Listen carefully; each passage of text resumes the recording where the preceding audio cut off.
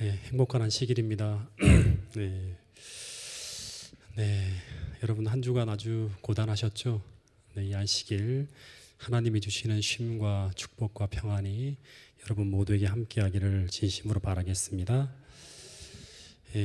이제 드디어 고린도전서 마지막 16장을 나가도록 하겠습니다. 이 16장이 끝나고 난 후에 고린도 후서를 이어서 하려고 하는데요. 고린도 후서는 전혀 다른 책이니까 고린도라는 말 때문에 계속 고린도에 관한 책만 공부하는가 생각지 마시고요. 고린도 후서는 바울의 전기에 대한 이야기가 나오기 때문에 굉장히 중요한 내용입니다. 16장이 마치고 나면 다음 주 화요일쯤에 아마 마칠 것 같습니다. 그러면 고린도 후서를 이어나가도록 하겠습니다. 이 고린도전서는 고린도 교회 성도들이 이 교회에 어떻게 보면 설립자요 또 사도인 바울에게 계속 질문을 던지는 거예요. 이 교회에 이런 문제들이 생기는데 어떻게 풀어야 됩니까? 라고 이제 물어보고 이 서신을 통해 물어봤겠죠. 그죠? 그리고 거기에 대한 해결책이 이제 요청되어지면 여기에 대해 답하는 형식으로 이렇게 고린도 전서가 이어지고 있습니다. 그래서 16장에서도 먼저 1절부터 4절까지의 내용을 보면 당시 그 예루살렘 교회가 어떻게 보면 기독교가 시작한 첫 이제 교회인데 거기에 큰 기근으로 인해서 수많은 사람들이 고통을 당한다는 그러한 이제 이야기가 나오고, 그래서 이 예루살렘 교회를 돕기 위한 그러한 방법으로 이 고린도 교인들이 이 바울에게 질문을 합니다. 어떻게 도와주면 좋겠냐고, 어떤 방법으로 하면 좋겠냐고. 거기에 대한 답이 이제 4절까지 나오는데 한번 읽어보겠습니다. 1절부터 4절까지의 말씀입니다. 시작. 성도를 위하는 연보에 관하여서는 내가 갈라디아 교인들에게 명한 것 같이 너희도 그렇게 하라. 매주 첫날에 너희 각 사람이 수입에 따라 모아두어서 내가 갈 때에 연보를 하지 않게 하라. 내가 이를 때에 너희가 인정한 사람에게 편지를 주어 너희의 은혜를 예루살렘으로 가지고 가게 하리니 만일 나도 가는 것이 합당하면 그들이 나와 함께 가리라. 예, 그 당시에 제가 지도를 조금 정확하게 그리지 못했어요. 당시에 이 이제 팔레스타인 일대에 사는 이 예루살렘의 성도들은 지금 이제 어떻게 보면 로마 식민지잖아요, 그죠? 그래서 당시의 경제적 상황이나 형편을 보면 거의 숨이 막힐 지경으로 어렵게 살고 있었다 그럽니다. 그 나라에 내야 되는 세금, 또 종교세, 그래서 거의 개인 수입의 40% 가까이를 어마어마한 비율을 이제 세금을 내며 살아야 돼요. 그래서 일반인들은 그런 상황이기 때문에 그 가난에서 벗어날 희망이 없었다고 합니다. 그러니까 여러분들이 만약에 당시에 예루살렘에 살고 있었다 그러면 거의 대부분 소수만이 이제 부자들이고요. 그러니까 종교인들, 그리고 제사장들, 그 다음에 뭐 성직자들, 그리고 이 하이 클래스에 속한 아주 소수만이 부유한 사람들, 세리들, 이런 사람들. 그리고 대부분의 사람들은 다 가난했어요. 예. 그런 형편이 바로 이제 이 팔레스타인 일대에 이제 사는 사람들인데, 그래서 그 설상가상으로 이제 예루살렘 교회에 있는 그리스도인들은 핍박을 받고 있었겠죠. 그러니까 더 어려워요. 그래서 신자들 다수가 가난했다 그랬죠. 고린도전서 1장에 보면 너희들 대부분이 문벌이 좋은 사람이었고 부자가 없다는 그러한 얘기를 하잖아요. 그죠? 그게 실제 그 교인들의 상황이었어요. 그리고 더군다나 이제 어떤 사람들은 그리스도인이 되는 바람에 가난해지는 그런 사람도 있었다 그럽니다. 뭐 니고데모 같은 사람도 그런 사람 중에 한 사람이었죠. 그래서 그런데 더하여서 이 예루살렘의 큰 기근으로 말미암아 성도들이 더 큰 어려움을 겪고 있다는 소식이 들려오자 바울은 그냥 있어서는 안 되겠다 싶어서 이 그리스 일대에 있는 이 좀 부유한 도시들이거든요. 사람들에게 그 도움을 요청하게 됩니다. 그래서 로마서 15장 25절 26절에 보면 실제로 이제 이 교회들이 그 모금을 했다는 이야기가 나옵니다. 한번 읽어볼까요? 로마서 15장 25절 26절.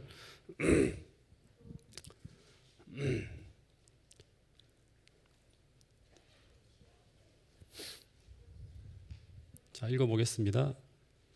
로마서 15장 25절 26절 시작. 그러나 이제는 내가 성도를 섬기는 일로 예루살렘에 가노니 이는 마게도냐와 아가야 사람들이 예루살렘 성도 중 가난한 자들을 위하여 기쁘게 얼마를 연보하였음이라. 예, 이제 내가 성도를 섬기는 일로 예루살렘에 가노니 마게도냐와 아가야 사람들, 마게도냐는 이쪽입니다. 마케도니아 있죠. 여기 마케도니아라는 도에 빌립보, 데살로니가, 베레아 이런 교회들이 있죠, 그죠? 예, 그리고 아가야는 아테네, 고린도 이쪽입니다, 남쪽. 그래서 이런 교회 사람들이 이제 그 예루살렘 교회를 돕기 위해 헌금을 했다는 기록이 있습니다. 어쨌든 이 바울은 고린도 교인들에게 너희들도 갈라디아에 있는 교인들처럼, 갈라디아는 이쪽이죠, 그죠? 교인들처럼 예루살렘 교회 성도들을 위해서 구제의 손길을 펼쳐달라고 이야기하는 것입니다. 여러분, 성경의 많은 부분을 타고 흘러가는 교훈 중에 하나가 뭔가 하면 내 이웃을 내 몸과 같이 사랑하라는 것입니다. 그래서 이 이웃을 사랑하지 못하면, 어떻게 보면 이 성도를 사랑하지 못하면, 또 우리가 어떤 그 이웃을 사랑하지 못하면, 이 사랑을 실천하지 못하면 참된 그리스도인이라고 말할 수가 없겠죠. 이웃 중에는 누가 있을까요? 가족들도 있을 수 있고, 그 다음에 친구도 있을 수 있고, 그리고 심지어 나를 힘들게 하는 원수도 그리스도의 가르침에 보면 이웃이라고 이렇게 얘기를 하고 있습니다. 그리고 또 하나가 헐벗고 굶주리고 있는 가난한 사람들입니다. 그래서 이 이웃들을 사랑하는 방법 중에 하나가 뭔가 하면 그들을 동정하는 것만이 아니라 어려움에 처한 사람들을 향해서 내 것을 희생해서 그들의 고통을 덜어주기 위해서 최선을 다해 돕는 것이 바로 뭔가 하면 이웃을 사랑하는 실천의 방법이에요. 그것이 사랑이라고 우리가 이제 고린도전서 13장에 분명히 우리가 쭉 배웠어요, 그죠? 그래서 이 교회 증언 6권 261페이지에 보면 교회가 가난한 자들을 돕는 사업은 성도들이 동정심과 사랑을 개발하고 예수 그리스도의 복음의 능력을 다른 사람들에게 드러낼 수 있게 하고자 각 시대의 교회들에게 맡겨진 중요한 사업이라고 이야기하고 있습니다. 그래서 교회가 도루가 헌금을 이런 거 할 때도 무엇을 생각해야 되는가 하면 이웃 사랑을 실천한다는 생각을 가지고 도루가 이렇게 구제 우리가 해야지, 그냥 의무적으로 하면 이런 것과 좀 동떨어지겠죠, 그렇죠? 그리고 심지어 제가 성경을 통해 보면 이런 가난한 사람들에 대한 교회의 태도, 성도들의 태도는요, 우리의 궁극적인 운명을 결정하는데 큰 역할을 담당한다고 교회 증언 5권 612페이지에 나와 있습니다. 그러니까 다시 말하면 이건 무슨 말인가 하면 사랑이 있느냐 없느냐에 따라서 그리스도인인가 아닌가로 나누어지는 거예요. 그죠? 이게 마태복음 25장에 나오는 양과 염소의 비유라든가 이사야서에 나온 이사야 58장에서 우리가 지난번에 배웠죠. 그죠? 전부 그런 내용입니다. 실제 이사야서 58장에서는 교회가 이런 사랑을 실천하는 모습으로 나갈 때 하나님의 영광이 친히 교회와 함께 하시고, 그리고 우리가 기도할 때마다 어떻게 한다? 내가 여기 있겠다, 내가 여기 있다 하리라고 말씀하고 있는 것입니다. 그래서 오늘 이 사도 바울이 이 그리스 교회의 이런 어떤 그런 어려운 교회를 돕기 위해서, 또 어려운 성도들을 돕기 위해서 구제를 베풀고 하는 이런 어떤 사랑을 실천하라는 이런 이야기들이 오늘 우리 마음에도 울려지게 되기를 간절히 바라겠습니다. 그래서 2절에 보면 이제 바울이 그 예루살렘 교회를 돕기 위해 모금하는 방법에 대한 이제 질문의 대답으로 이런 말을 합니다. 2절 한번 다시 읽어볼까요? 시작. 매주 첫날에 너희 각 사람이 수입에 따라 모아두어서 내가 갈 때에 연보를 하지 않게 하라. 네, 여기 보면 이제 어떻게 헌금을 이제 모금을 해야 되는가 하면 매주일 첫날, 매주일 일주일 중에 첫째 날이라고 하죠. 이 일주일 중에 첫째 날은 다른 말로 표현하면 안식 후 첫날, 무슨 날이죠? 요일로 하면 일요일. 일요일.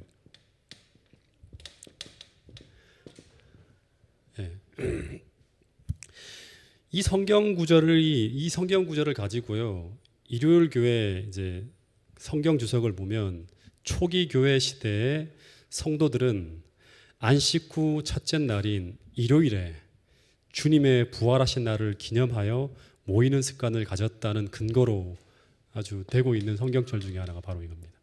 언제나 일요일 날 예배하는 것이 어디 성경에 있냐 그럼 그 근거로 아주 희박한 곳 중에 하나를 찾아내는 게 바로 이거예요. 근데 우리가 이런 얘기를 들으면 어떻게 대답을 하죠? 신약 성경에 보면 더 많은 부분에서 한 10배, 20배 그 이상의 많은 부분에서 안식일에 예배를 드렸다는 이야기가 있기 때문에 이 한 구절을 통해서 초기 교회 성도들이 주일 중 첫째 날에 주님의 부활을 기념하여 예배를 드렸다고 말하기에는 근거가 희박하게 보이는 거죠. 뿐만 아니라 예수님은 어디에도 사도들 중 누구도, 예수님뿐 아니라 사도들 중 그 누구도 주님의 부활을 기념하여 일요일 예배를 드리라고 말씀하신 적이 없다고 하는 것입니다. 그래서 이날 모임도 예수님의 부활을 기념하는 예배 모임이라기보다는 무엇을 목적으로 한 거죠? 모금을 목적으로 해서 모이는 거예요. 그래서 바울이 모금을 위해서 주일 중 첫째 날에 모금을 하라고 하는데 그 이유를 재림교회 성경주석에서는 어떻게 설명하고 있는가 하면 안식일에 하라고 하기에는 좀 어떻게 보면 도저히 권장하지 못할 그런 일이 포함될 수 있기 때문에 주일 중 첫째 날에 모금을 하라고 하는 것 같다고 그렇게 재림교회 성경주석에 보면 나와 있습니다. 다시 말해서 안식일의 거룩성을 훼손하지 않기 위해서 일요일 날 모금을 위해 모이는 것이라고 해석하는 겁니다. 왜냐 그러면 사도 바울 같은 사람은 매 안식일마다 아주 철저하게 안식일을 지켰다는 기록이 사도행전 곳곳에 나오기 때문입니다. 그래서 당시 유대인들은 굉장히 엄격하게 안식일을 지킵니다. 그래서 그 가난한 사람들을 돕기 위한 그런 것이라 하더라도 이렇게 막 돈을 모금하고 하는 것들은 그 당시의 형편에서는 정서상 부담이 있었기 때문에 주일 중 첫째 날에 안식 후 첫째 날에 모금을 위해서 모이라고 하는 것입니다.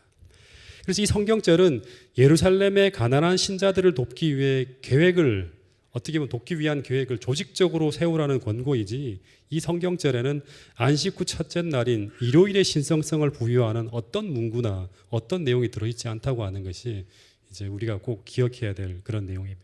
나중에 여러분들 만나면 일요일 예배 근거를 여기 한 구절을 댑니다. 대부분의 사람들이. 자, 어쨌든 3절, 4절에 보면 모금한 구제응금을 운반하는 방법에 대한 이야기가 나오는데 한번 3절, 4절 또 한번 다시 읽어볼까요? 시작. 내가 이를 때 너희가 인정한 사람에게 편지를 주어 너희의 은혜를 예루살렘으로 가지고 가게 하리니 만일 나도 가는 것이 합당하면 그들이 나와 함께 가리라. 여기 보면 내가 이를 때 너희가 인정한 사람에게 편지를 주어라고 합니다. 그러니까 너희가 인정한 사람이라는 말이 나오는데, 그러니까 인정한 사람이라고 하는 말은 어떤 사람인가 하면 고린도 교인들이 믿을 수 있는 사람, 인정받을 만한 어떤 지도자를 지칭하는 것이죠. 그래서 바울은 이 고린도 교회의 구제헌금을 이 말은 무슨 말이에요? 스스로 전달하지 않고 믿을 만한 제3자를 통해서 전달할 것을 제안하고 있는 것입니다. 그 이유는 뭐 때문일까요?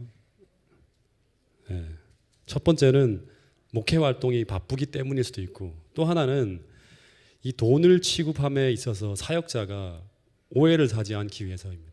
그 재림교회 같은 경우도 어떤 목회자가 어떤 그런 금전적인 문제라든가 이런 부분들에 휘말리면 사표를 써야 돼요. 그렇죠?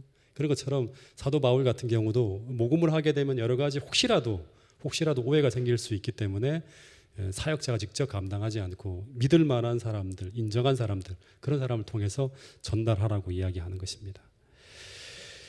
지난번에도 제가 말씀을 드렸지만 사도 바울은 비난하고 반대하는 사람들이 상당히 많았죠. 당시에 유대인들 중에 수많은 사람들이 따라다니면서 그 사람을 집요하게 공격을 했습니다.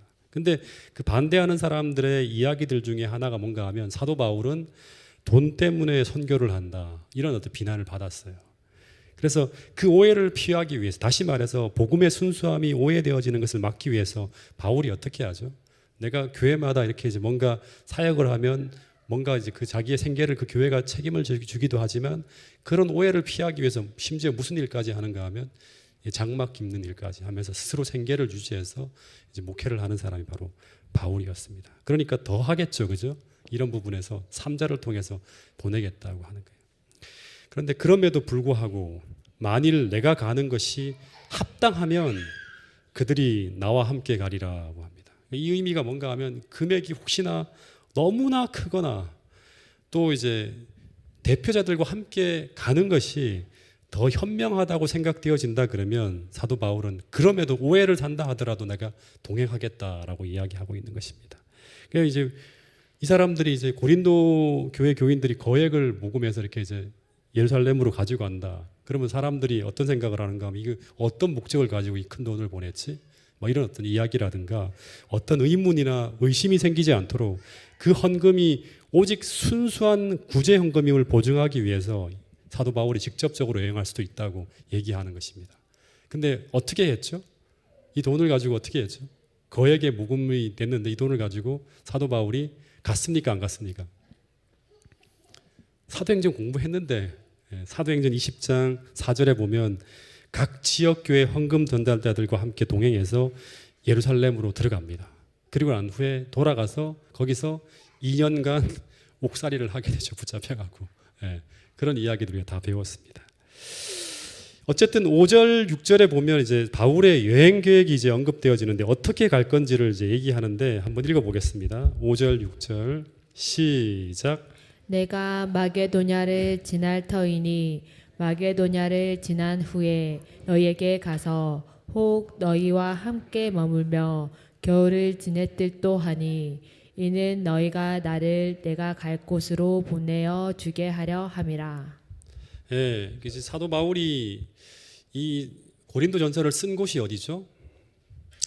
예, 쓴 곳이 어딘가 하면 에베소입니다. 지도를 제가 이제 필요로 하는 곳이 바로 이 부분을 공부하기 위한 부분. 에베소라고 이제 말씀을 드렸죠. 그래서 그 에베소에서 육로로 마게도냐를 지나서 이 마게도냐는 이렇게 건너가는 육로로 지나서 이 마게도냐입니다.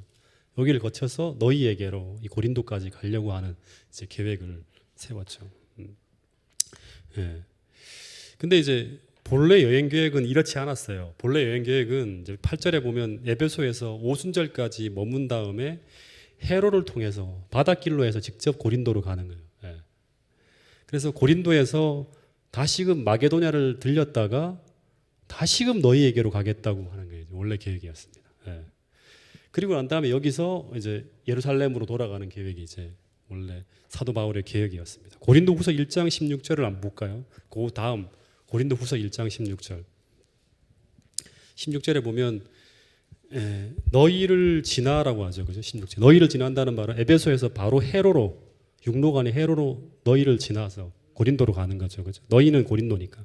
그런 다음에 마게도냐로 갔다가 여기 북쪽에 있는 마게도냐로 갔다가 다시 너희에게 가서 너희의 도움으로 이 사람들의 이 고린도 교회가 돈이 이제 좀 부유한 교회니까 여기서 도움을 받아서 그래서 어디로 가는가 하면 예루살렘으로 가겠다는 게 원래 계획이었습니다.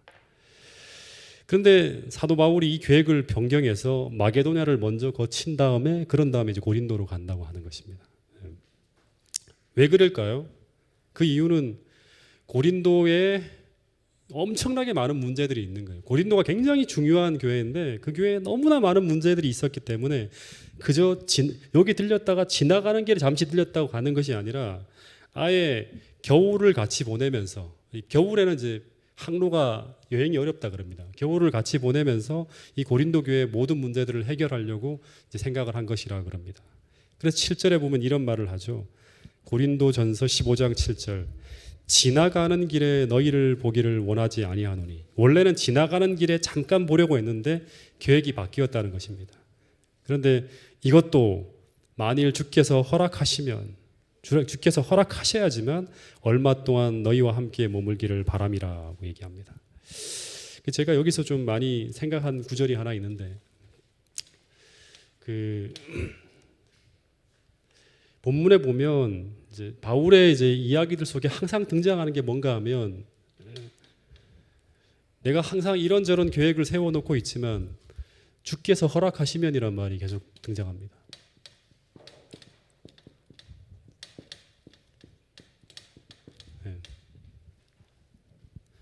그러니까 항상 내가 이런저런 계획을 세워놓고 있지만 그러나 주께서 허락하시면 너희와 함께 머물기를 원한다.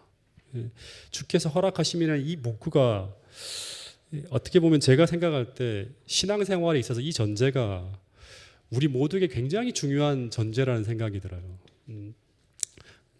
여러분 다니엘 3장 18절에 보면 그 다니엘의 세 친구들이 이제 느부갓네살이 뜨거운 풀무불을 막 이렇게 좀 피운 다음에 너희들이 만약에 머리 숙이지 아니하면 이 집어넣는다 그랬을 때 하나님께서 우리를 구원해 주실 것이라고 내가 믿지만 그런 다음에 뭐라 그러죠? 그러나 그리 아니하실지라도, 그리 아니하실지라도라는 얘기를 합니다. 이 그리 아니하실지라도라는 문구와 똑같은 게 바로 주께서 허락하시면이라는 문구라는 생각입니다. 다시 말해서 내 뜻대로 이루어지지 않는다 하더라도 하나님 앞에 순종하겠습니다라는 그런 이제 구절이라는 생각이 듭니다. 마찬가지로 사도 바울이 이런저런 계획을 세워놓고 있지만 그러나 그것이 아무리 좋고 아무리 선한 계획이라 할지라도 바울은 그것을 하나님의 섭리하에 두고 하나님이 허락하시는 대로 행하겠다고 생각을 하는 거예요. 다시 말해서 고린도에서 겨울을 보내겠다 하는 것은 바울이 볼 때 아주 좋은 계획이었어요. 그리고 그 계획이 어떻게 본다 그러면 자기가 볼 때는 다른 교회에서 있는 것보다 훨씬 더 넉넉한 교회, 문제도 많은 교회니까 여기서 이제 겨울을 나고 그렇게 가는 게 좋은 계획이에요.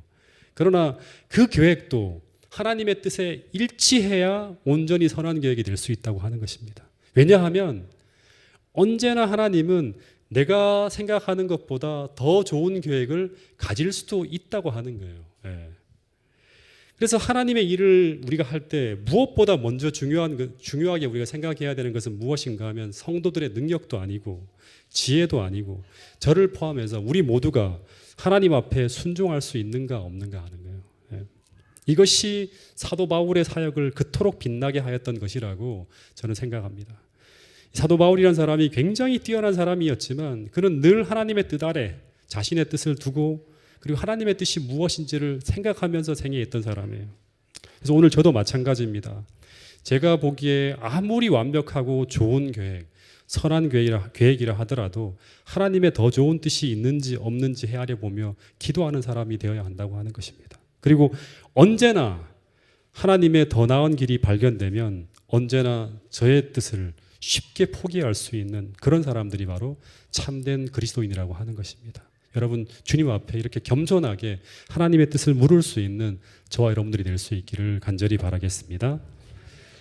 8절 9절 또 한번 읽어보겠습니다. 8절 9절 시작. 내가 오순절까지 에베소에 머물려 함은 내가의 강대하고 유효한 문이 열렸으나 대적하는 자가 많음이라. 여기 보면 이제 사도 바울은 오순절까지 에베소에 머물려 했는데 왜냐 그러면 이 고린도에서는 광대한 그 유효한 문 전도할 게 너무 많은 거예요. 인구도 많고 해야 될 일이 너무나 많은데 그런데 대적하는 자가 많아요. 많다는 것은 방해하는 사람들이 너무나 많아서 오래 있지 못하게 되는 거예요. 이 8절의 이제 이야기 때문에 이 고린도전서가 에베소에서 쓰여졌다는 것을 우리가 알게 됩니다. 여기 에베소라는 말이 나오죠, 그죠? 요 구절 때문에 이 고린도전서가 에베소에서 쓰여졌구나 하는 거예요. 그러니까 이제 사도 바울이 에베소에서 3년간 머물다가 그 사역의 말기예요. 사역의 말기에 이 고린도전서가 쓰여집니다. 그리고 그 본문을 보면 이 고린도전서가 쓰여진 시기도 알 수 있죠. 언제인가 하면 오순절이 되기 전 6월절경에 쓰여졌다고 볼 수 있습니다. 6월절이 지나고 난 후에 50일이 지나면 오순절이 오잖아요. 그죠? 근데 이제 오순절까지 에베소에 머물러 있으려고 하다가 먼저 떠나게 됩니다. 상황들이 안 좋아서.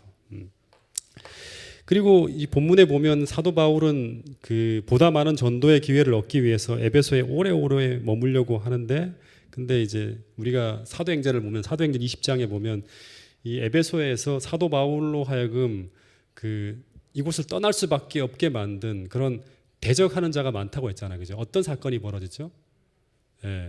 바로 은장색의 소요로 예상보다 빨리 에베소를 떠날 수밖에 없는 상황이 벌어집니다. 그래서 원래의 계획은 오순절까지 머물기를 원했지만 그러나 돌아가는 상황이나 섭리를 통해서 사도 바울은 하나님의 더 나은 섭리를 발견하면서 아마 자신의 뜻이 이루어지지 못했다 하더라도 감사하며 그곳을 떠났을 것이라고 생각할 수 있습니다.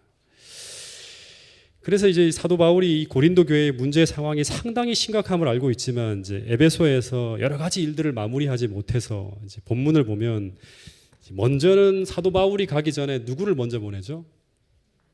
누구를 먼저 보내는가 하면 사도 바울의 애제자인 이 디모데를 먼저 고린도 교회에 보냅니다.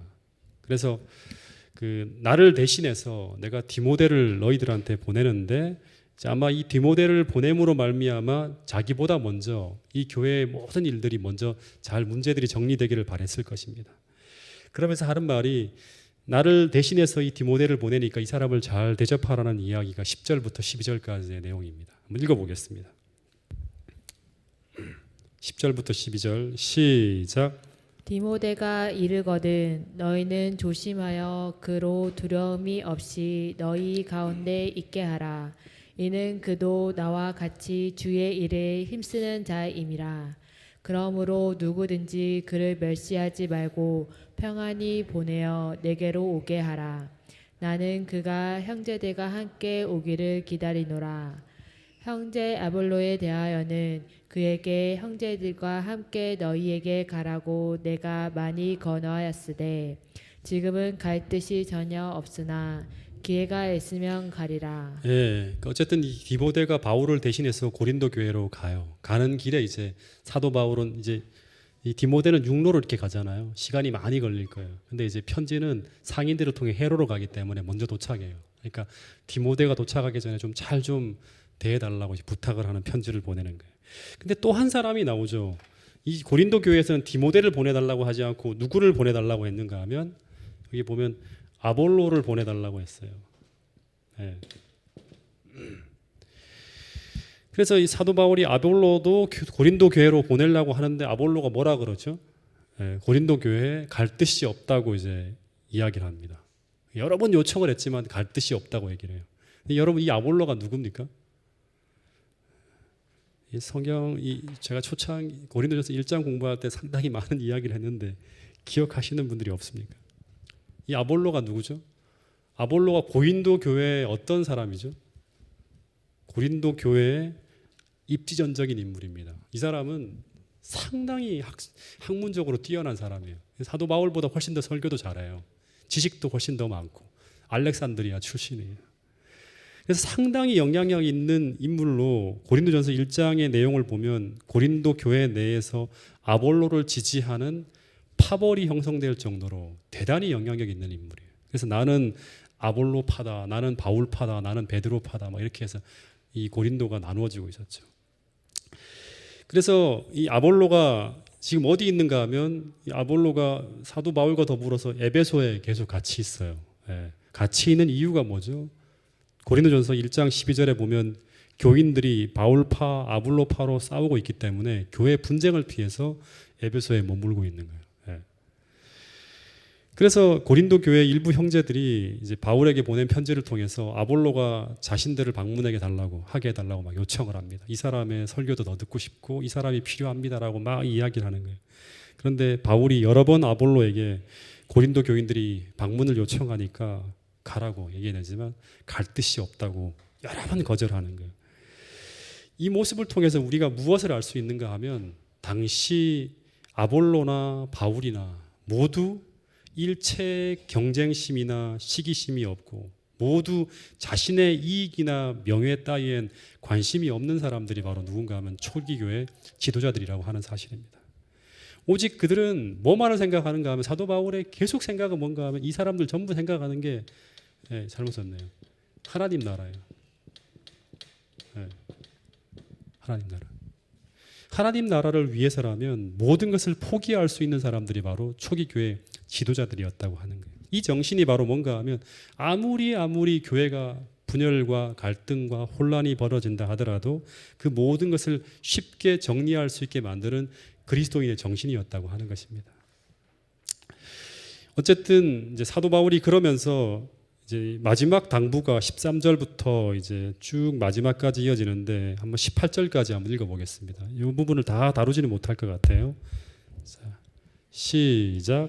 깨어 믿음에 굳게 서서 남자답게 강건하라.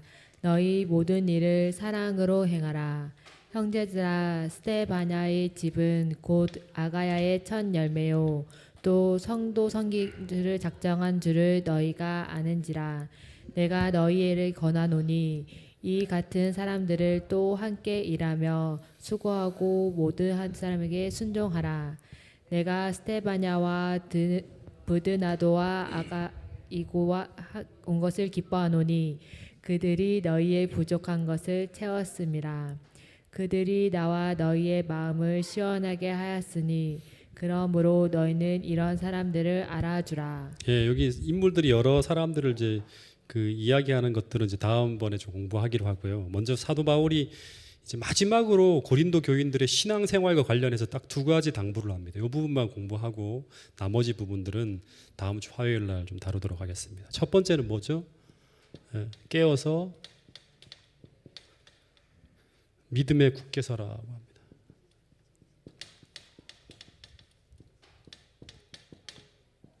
두 번째는 뭐냐 그러면 사랑하라고 하는 거예요.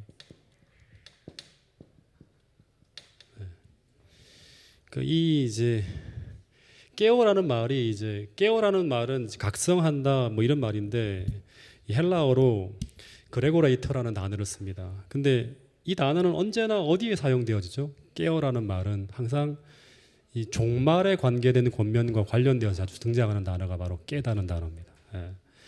그래서 사도 바울이 자신이 지금 사역하고 있는 이때를 종말의 때로 생각하면서 항상 깨어서 믿음에 굳게 서서, 이제 믿음에 굳게 선다는 말은 이제 고린도전서의 내용을 쭉 우리가 함께 들여다본다 그러면 예수님의 우리를 위해 죽으신 그 십자가의 그 확실한 어떤 그런 사상, 십자가 사상이죠. 초기부터 계속 나오는 게 십자가 사상과 또 하나는 뭐죠? 부활 신앙의 기초에서 흔들리지 말고 아주 확고한 믿음의 삶을 살아가라고 하는 거예요. 예. 그 실제로 오늘 우리는 이 얘기를 들으면 뭐 아유 깨어서 믿음에 굳게 서라는 말 항상 듣는 이야기지 생각할지 모르겠지만 당시 사도 바울이 이제 전하는 그 기별을 듣고 있는 고린도 교회나 초기 교회 그런 어떤 이제 성도들에게 있어서는 이 말씀은요 굉장히 중요한 말씀이었어요. 예. 이제 초기 그리스도인들이 살아가는 환경에서는 이렇게 살지 않으면 신앙을 지킬 수가 없는 환경이었습니다. 그래서 초기 교회 성도들에게 있어서 이제 이 기별은 뭔가 하면 이 말씀은 어떻게 우리가 생각할 수 있는가 하면 진리를 확고하게 고수하려는 아주 강한 결심이 없으면 신앙생활 못한다고 하는 거예요. 아주 강한 결심, 확고한 결심이 필요하다고 하는 것입니다. 그래서 사도 바울이 그런 강한 결심을 가지고 살라고 하면서 그 다음에 이제 무슨 얘기를 하는가 하면 남자답게 강건하라고 합니다. 남자답게. 예. 남자답게 강건하라. 그 남자답게 강건하라는 말은 보통 당시에는 남자라고 하면 이제 고대로부터 힘이 세고 그리고 용기 있고 굳센 것의 상징이 바로 남자예요. 그죠? 그래서 그 시대 믿음으로 살아가기 위해서는 신앙생활에 있어서 아주 용기 있고 굳세게 행하지 않으면 안 된다고 하는 말입니다. 그 반복해서 말하지만 당시 시대에 그리스도인이 된다는 것은 그리스도인으로 살아간다고 하는 것은 어떻게 본다 그러면 용기가 있어야 되고요. 생명을 걸 수 있는 상황에 들어갈 수 있으니까 그죠. 그리고 대담해야 되고 그리고 아주 불굴의 정신을 가지고 있는 강한 신념이 필요해요. 이 강한 신념이라는 게 바로 뭔가 하면 강한 결심을 하게 만드는 거죠. 내가 믿는 이것이 흐릿하면 절대 이 길을 끝까지 갈 수가 없어요. 내가 믿는 이것이 아주 분명하다는 아주 확실한 신념이 있어야 되고 거기에 용기와 대담한 그런 그 결심을 가지고 이제 생명을 걸고 나가야지만 이 신앙을 지키면서 끝까지 믿음 안에 설 수 있다고 하는 것이죠. 다시 말해서 진리가 분명한데도 불구하고 비겁하고 소심하면 절대로 나갈 수 없는 길이 바로 당시 그리스도인으로서의 믿음의 길이라고 하는 것입니다. 왜냐하면 교회가 세워지는 것마다 우리가 사도행전을 보면 박해가 몰아치고 그리고 그리스도인이 되는 순간 사회적으로 고립되어지고 위협을 당하고 비난을 당하는 이 모든 상황들을 맞게 되는 거예요. 그 상황 속에서 믿음으로 맞서 이겨나가야지만 되는 것이 바로 당시 고린도 교회 성도들의 믿음의 길이라고 하는 것입니다. 마찬가지로 말세를 살아가는 그리스도인으로서의 우리의 모습도 똑같죠. 그죠? 이 마지막 시대 특별히 재림교인으로 살기 위해서는 우리도 믿음이 강건해야 돼요. 강한 결심을 가지고 우리가 이 시대에 부딪혀야지만 된다고 하는 것입니다. 여러분 강한 결심을 가지고 용기 있고 굳세게 우리가 처한 어려움을 믿음으로 맞서 이겨나가는 그런 훈련을 날마다 할 수 있는 동작중앙교회 모든 성도들이 될 수 있기를 간절히 바라겠습니다. 그리고 마지막으로 또한 대기. 하지만 어떻게 한다? 이 모든 일을 행함에 있어서 사랑으로 행하라고 하는 거예요. 이 모든 일을 행함에 있어서. 사도 바울은 고린도전서 13장에서 이 충분히 사랑에 대해 설명했어요. 그러니까 네가 태산을 옮길 만한 믿음이 있다 하더라도 아무리 강한 결심을 가지고 있다 하더라도 사랑이 없으면 어떻게 된다? 무의미하다고 하는 것이죠. 그죠?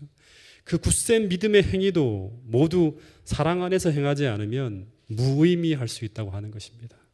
특별히 당시 분쟁이 있는 고린도 교인들에게 이와 같은 사랑의 정신은 정말 필요한 것이겠죠. 예. 여러분 그래서 분쟁을 치유하고 그리고 고린도 교회의 모든 총체적인 문제를 해결할 수 있는 해답은 그리스도의 사랑이 교회 안으로 흘러들어가야 되고 성도들의 마음에 흘러들어갈 때 모든 문제가 해결되어질 수 있다고 하는 것입니다.